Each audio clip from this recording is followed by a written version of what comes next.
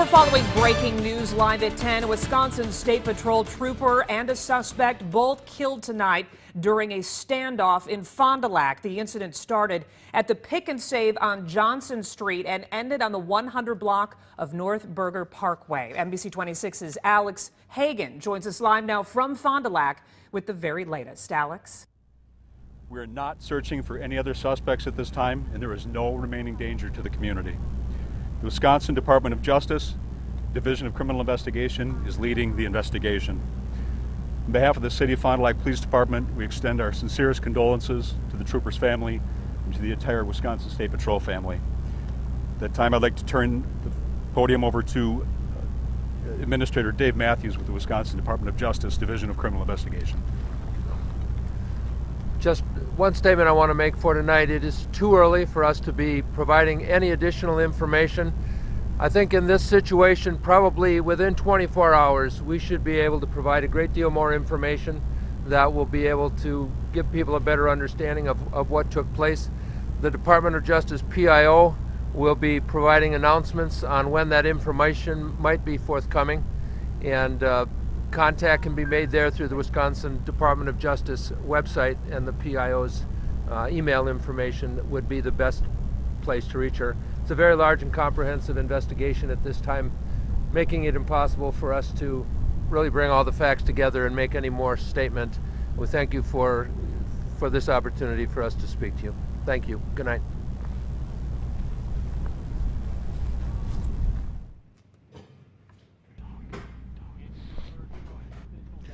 Now, Stacy, we just heard from those officials. At this point in time, they just said that the suspect and the officer were killed in an exchange of gunfire. And as you can see, cop cars still talking at this point, and our officers still on scene at this point in time. They blocked off Berger Parkway still at this time. Of course, we're gonna come back here later in the show. We'll have much more information coming up then.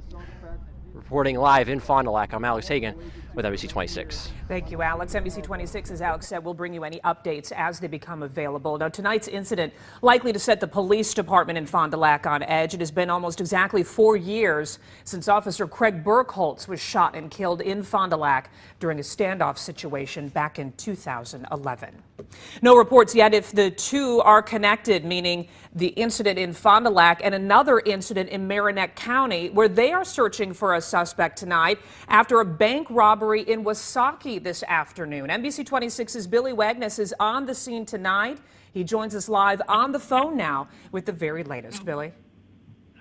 Stacy, from the way it looks here on the scene, the search efforts are still well underway for a man that the Marinette County Sheriff's Office says was involved in a bank robbery in the village of Wasaki just before 2 p.m. today. And Highway 180 is actually still open. Traffic is still traveling through there. But as far as Jermac Road, at the intersection of Highway 180 and Jermac Road, it is police lights.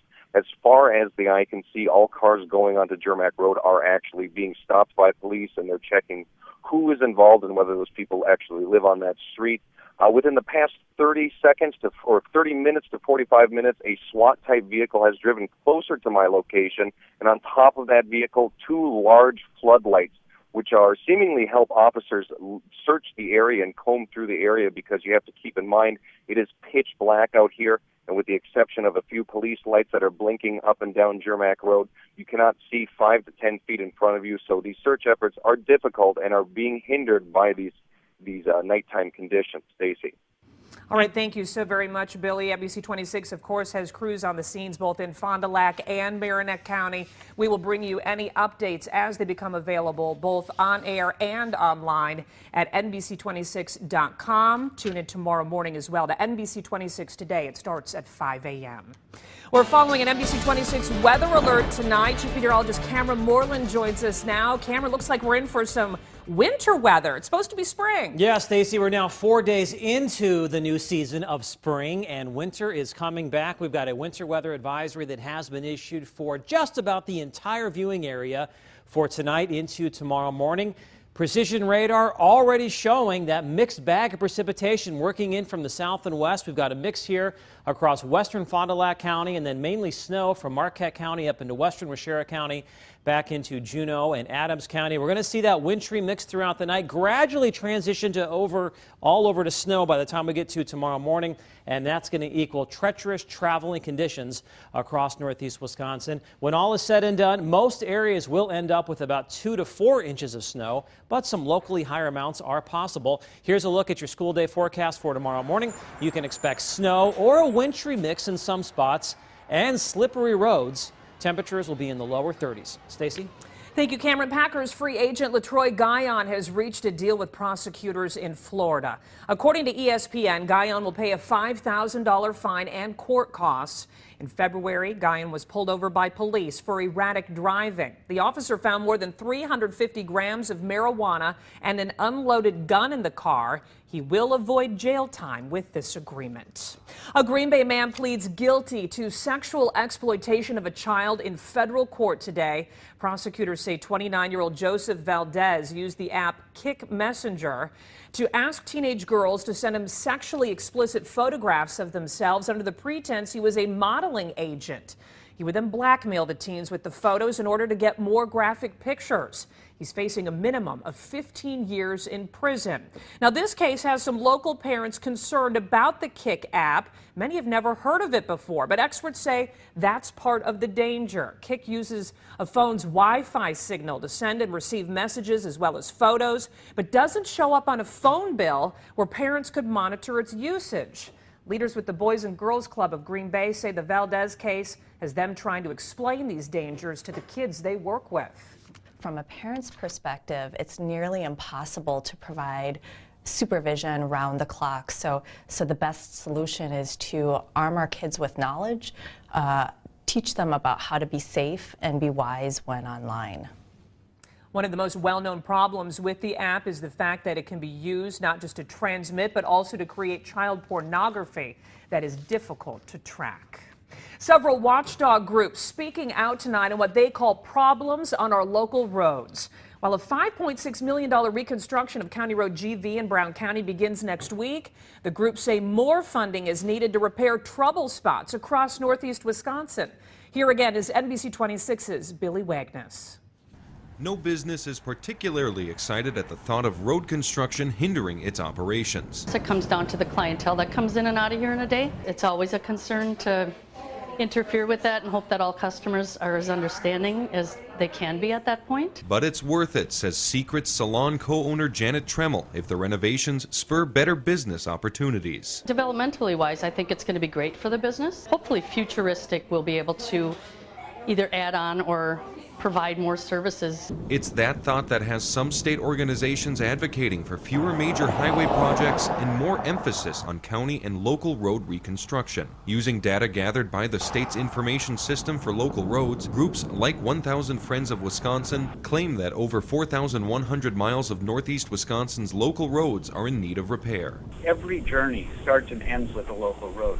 You may be on an interstate for a portion of it or some other U.S. highway, but you're always going to end up either starting or ending your trip on a local road. They're calling on state legislators to secure more funding for such projects. In De Pere, Billy Wagness, NBC26.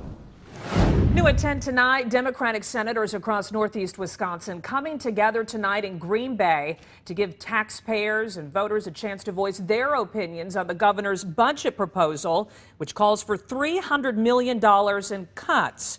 Members of the Joint Finance Committee also on hand at tonight's listening session to help answer questions, something they hope will help everyone understand the proposal a little better. The city of Manitowoc trying to decide what to do with the Miro plant that's been vacant now for more than a decade. Mayor Justin Nichols held this listening session today, allowing the public to give input. The city has been talking with the building's owners because demolishing it would cost more than it's worth. But the two sides have yet to come to an agreement. We're following breaking news live at 10. A state trooper and a suspect killed in a standoff. We'll go back live to Fond du Lac for an update.